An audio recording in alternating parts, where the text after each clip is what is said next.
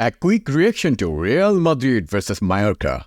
On what we've seen here, it's a couple of 1-0s there to end the year and to start the year for Real Madrid. And you get the sense, Luis Garcia, these could be some very important tight wins for Real Madrid in the bigger scale of things.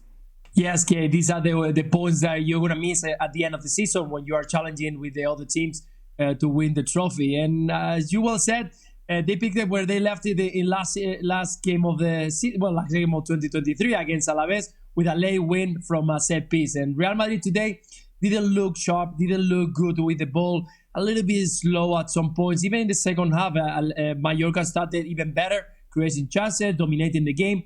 But it's Real Madrid, and when they play at home, you know that there's going to be a moment where they're going to find a way of scoring that goal. And it was from a set piece, and no one was expecting. We've been talking in the pre-show about Vinicius Jr, about Rudiger, how important he's been. Jude Bellingham, he runs into the box, and it was Rudiger, the one who arrived in that second line to hit a fantastic header. So, do I disagree with Luis Garcia's evaluation of the game? Like, Real Madrid was slow, did not create so many chances, was kind of sluggish, and did not look really good today. Well, absolutely not. I totally agree with him. See, as a fan, every Real Madrid fans want to see exciting match. Every game they want to win. And every match they want to create a lot of chances. They want to see scintillating football. However, in reality, is it possible? Is it pragmatic to expect that you will play 100% every match? Of course not. Imagine if we'd be doing that, winning every game and playing exciting game. What's the fun? Where's the roller coaster of up and down of emotions? There's no fun. This is why football is beautiful, right? Sometimes you don't play 100%, but you can still win. And that's what a real title contender do. Winning anyway so that they can win the title.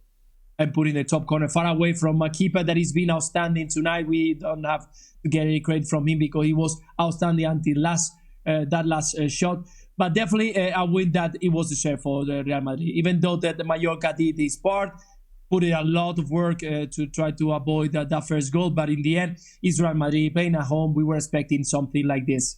Not the best game, but once again, a great result to put 10 points from Atletico de Madrid, the team that we're going to watch in the coming minutes. But definitely a very important win that Real Madrid will definitely enjoy again at the end of the season when you look back and say, yeah, against Mallorca, we took those 3 points. Well, I do agree here with Luis Garcia. One thing also he mentioned about Atletico Madrid, that the difference between Real Madrid and Atletico is 10 points.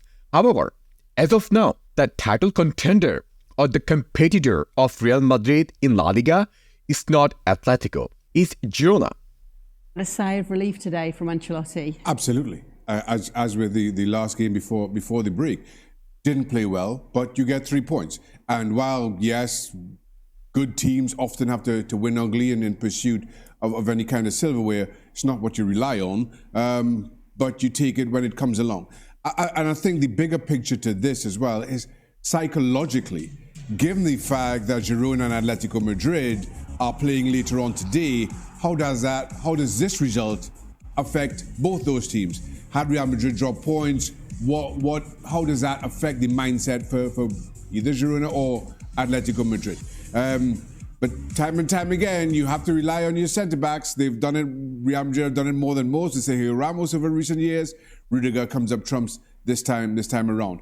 I saw the header. I'll say it as I did first time. That is an incredible header. And I think the more you see it as coming back on himself, it was some doing by him, but desperately needed for Real Madrid. Listen, when I was watching this game, before scoring this goal, I was really frustrated because we weren't creating clear-cut chances. We had really high intensity before scoring goals. We were giving them a lot of pressures. And finally, we scored out of nowhere from a header. So one point both commentator like Shaka and Luis Garcia mentioned is that Real Madrid struggled today, but they somehow won. Here's why. If you look at our performance last couple of matches, we were playing good, right? We were playing exciting football. And there's one reason it was a player named Brahim Diaz. Because of his playmaking style and his positioning and the link up with him and with other players, with Rodrigo and Bellingham is one of the reasons why we were creating good chances. And today, he did not start.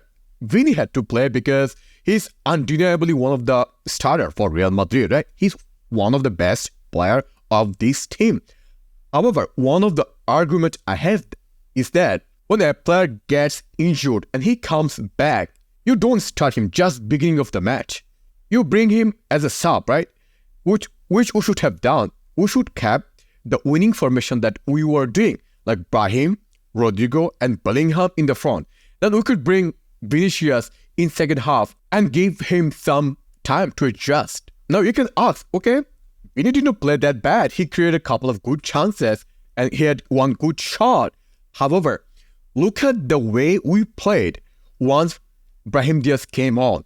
We played much better. The team was playing as a team and creating more chances.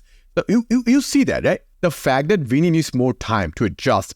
We're seeing a shortage of centre-backs as well for Real Madrid. Obviously, Tchouaméni having to partner Rudiger today there. Luis Garcia, talking about Rudiger, though, he really is a big character in this Real Madrid side. Just what they need in a team like this, a young team as well. Yeah, definitely. We've been talking about the lack of leadership of the Real Madrid at some points because Modric and Kroos, players who have been important, they are coming in and out of the team. So it was definitely someone needed from the back, and he's Rudiger the one is standing out. Today, it was a difficult game against Larin, a player who runs a lot. His speed is fantastic. He's very strong, but he managed to tie him up very well and add that fantastic goal that is not only precise and maybe is not as beautiful you can see sometimes when they jump and the header is perfect. It's the way that he adapts his head, his body, to make the perfect contact with the ball and put the ball that far away. So I think it's been a fantastic game for Rudiger, and Real Madrid needs that from a player who needs to be important in the coming months, because without Alaba at the back, without Militao, there was someone who needs to step forward and show that leadership from the back. So here's what I would say about Rudiger. If you look at our goals we conceded this season, is the least in La Liga. And one of the reasons why is because of Rudiger. He's insane at defense. And he's not just great at defending. He's consistent at defending. A lot of players play good, play a few matches good, and then become inconsistent. He's playing at top level consistently. That's why we're conceding so few. What did you make of Vini's return today? He's obviously started in this game. We were expecting him back in February. He's back in the first game of the year. What did you take away from his performance? No, once again, was dangerous in the first 45 minutes. We cannot expect a perfect game from him. He needs to start feeling and getting sensation, getting confidence on the run, on the turns. I think that when you have a muscle problem, you know that you're always going to be a bit worried about when you make that 100% speed. We saw a couple of times he started and Maffeo catching very easily, something that we haven't seen very often with other players. So I think he had a very good return. I think we have to give him the chance of playing for 60 minutes. It was pretty good. He was, of course, not happy with the change. Players never are happy with the time on the field, but I think he was arranged before the game, and you could see that never put any other face. Yes, he was disappointed because he had a couple of chances and he couldn't materialize one of them.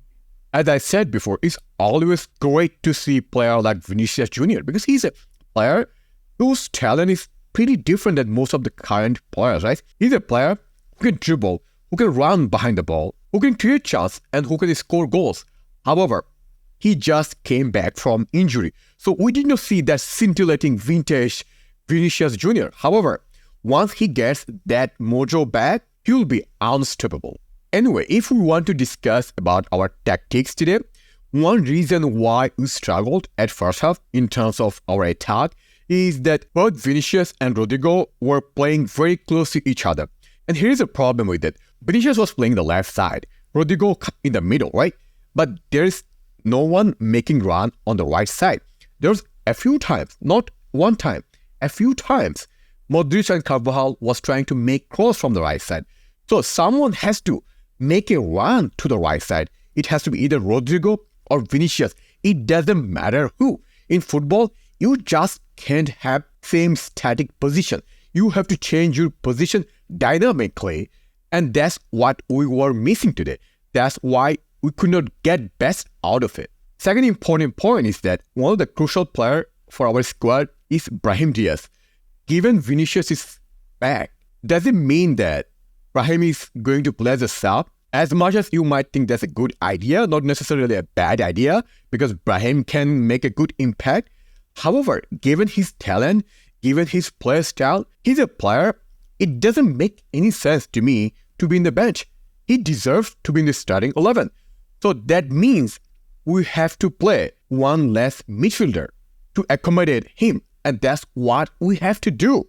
For example, when you play a very defensive team, a team who parks the bus all the time, you don't need so many midfielders. What you can do, you can play either Modric or Kroos, not both at the same time.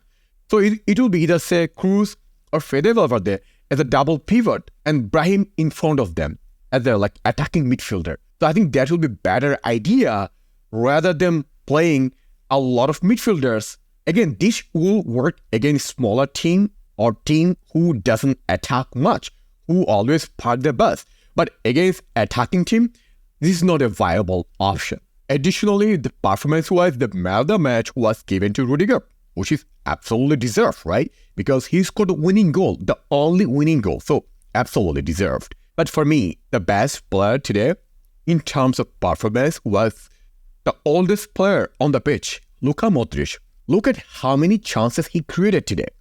7 chances. 7 chances. I also like the way Fede played today. He was almost everywhere. You can say defense, you can say attack. However, the shooting wasn't good at all. The last point I have to say, as every other Madridista, I was also eagerly waiting to see Arda. But however, he did not get his chance. Again, if you look at how the match went, there's no way I could see him playing. However, it's pretty likely that he'll make his debut in our next Copa del Rey match. That's why I have to watch that match. Otherwise, that match should be easy. Anyway, let me know what did you think about our performance today in the comment section below.